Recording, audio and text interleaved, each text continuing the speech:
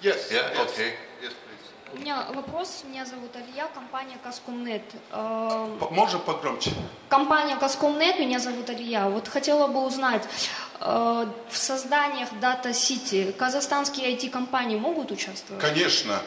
По нашему плану мы предполагаем, что там будут десятки тысяч малых компаний, которые будут делать это. Мы не можем людей привезти из-за границы, они местные должны быть. Не слышно. Время планирования создания и окончания. Значит, это все зависит от нескольких факторов, в том числе я сейчас знаю, что, во-первых, президент Назарбаев дал добро на этот проект и как бы одобрил, и Министерство индустрии одобрило. Вот только надо начать, и я думаю, что в течение 3-4 лет уже будет результат. Что? Не понял. Финансировать кто будет? Финансирование. Ну, во-первых, мы предполагаем, что этот проект должен быть коммерческим. То есть это не будет чисто такой, как бы, знаете, не государство будет платить. Вот. Но там есть моменты политического характера, потому что это надо, чтобы Китай и Россия согласились на это, потому что этот проект предполагает свободную перетечку информации из Китая через Казахстан в Россию. Вот если эти вопросы будут решены вот, на уровне, так сказать, легальном, и в принципе вот, сотрудники Министерства индустрии об этом знают прекрасно. Вот. Вот только когда вот эти вот вопросы легальные будут решены, мне кажется, тогда дело быстро пойдет.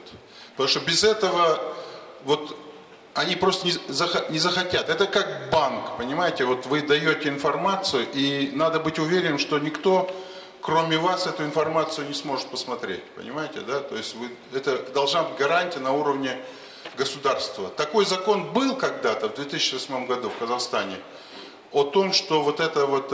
Но потом как-то он куда-то исчез, его не смогли найти. Вот сейчас надо заново принять закон о безопасности информации. Если такой закон будет принят, то, я думаю, дальше там очень быстро можно сделать.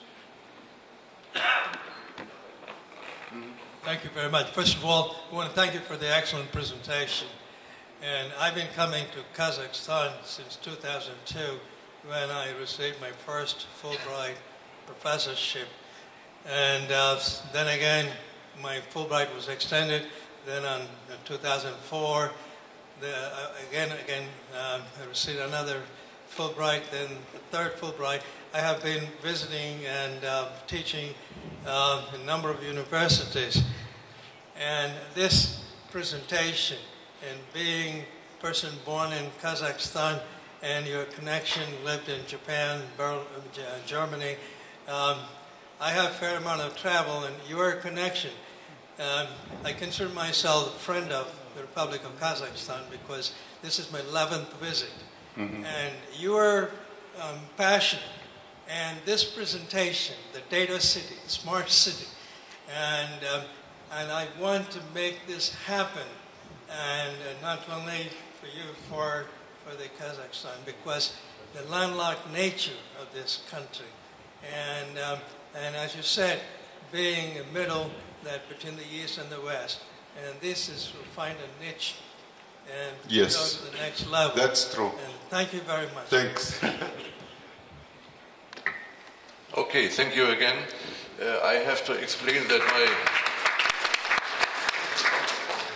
Sorry, thank you again. And I have to explain that my neighbor is still missing his luggage. He isn't ill or nothing happened, but his luggage is away, and so we miss him, yeah. He should be our speaker number 1. So, now we come to Mr. Saxena from Cambridge Central Asia Forum, and I'm pleased to give you a chance to speak to us.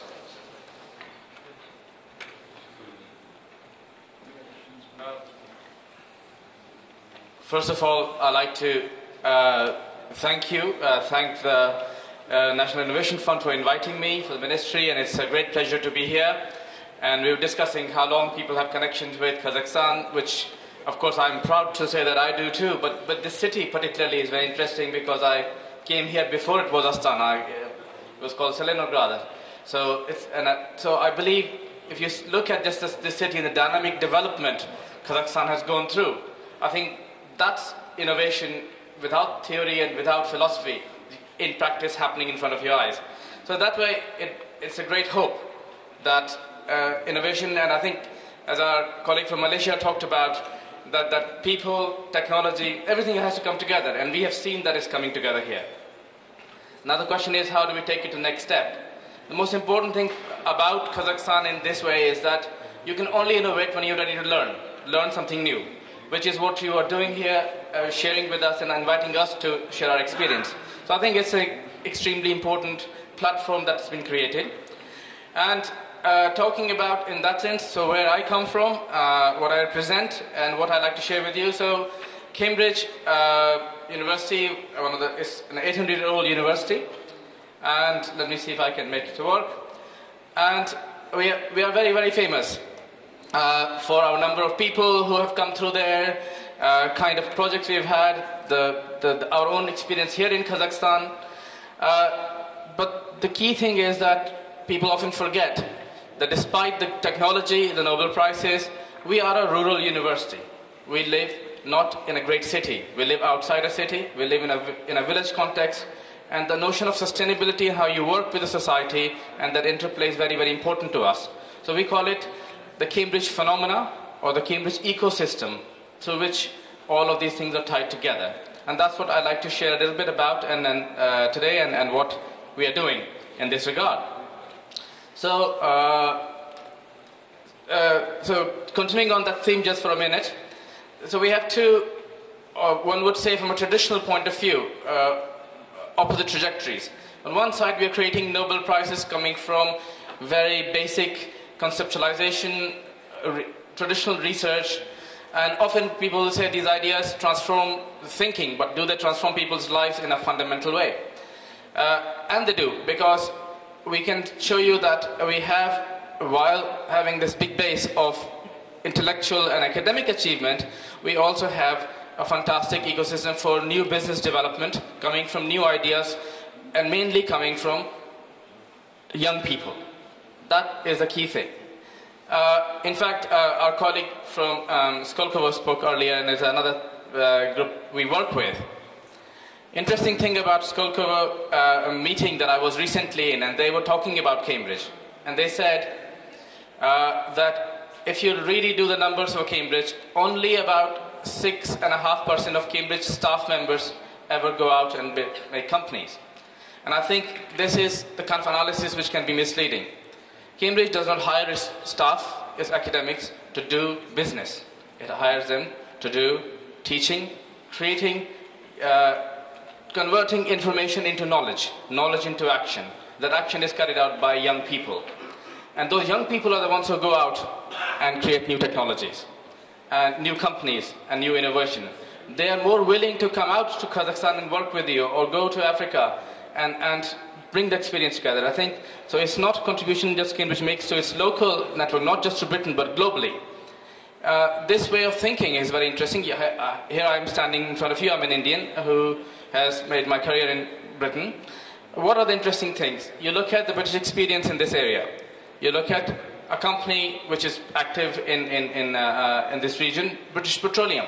BP became a very, very big oil company long before any oil was found in North Sea. And this was based on technology and innovation and how you take that away. So being a landlocked country, which was discussed much before, is something not necessarily a disadvantage. In fact, it has this particular thing that can actually push you further. And so that leads to the discussion of how do we move when we're working in the context of Kazakhstan, or what kind of work we're doing in the region generally. You move from technology transfer discussion to technology development. It needs to be done here, it needs to be done together. It's not simply transferring know-how, it's generating know-how, generating intellectual property. So, how to do that? So the way, it is a summary of how we have done, this is we're sharing experience rather than offering a model. That you need to do two things. You need to, while working on technology and development, what you need to particularly focus on is that you need to have basic science and intellectual property development, which is organic, which is done in traditional setups. At the same time, you should have pathways created which can take that forward to products, to society, to policy in other ways. And we have to support innovation both at individual level. Individual level here means the level of a student, level of a citizen, and of course necessarily at an industrial scale. It needs to be nurtured both locally and internationally. By that I mean is you bring in expertise and you share expertise far away from you, take it away. And without the human capital development, that none of this, as I keep stressing out and I'll continue to stress throughout the discussion, that it is the most important, but they must be interconnected. They must be joined up. Separately, they won't work necessarily. This is just putting a list from Cambridge again. The university and the Centres of Academic Excellence is what makes the Cambridge ecosystem. It's not simply the university itself, but what's around it. You have entrepreneurs with marketable ideas and products. These can be our students, this could be people coming from outside as well. But I won't read this whole list to you, but this is what are the key indicators of what we call an ecosystem. And even down to attractive living environment where people are not concerned with certain pressures of life, but they are free to think and free to innovate. And indeed, a crucial thing, which is I've heard been talking about, it's been discussed a lot recently, is affordable space for growing business. So you can take technology, you can have an idea, you can even fund the technology, but how do you make a step change? And that often makes or breaks an early stage company, which I think where Kazakhstan needs to focus on, and I think we can talk more about how we can do that.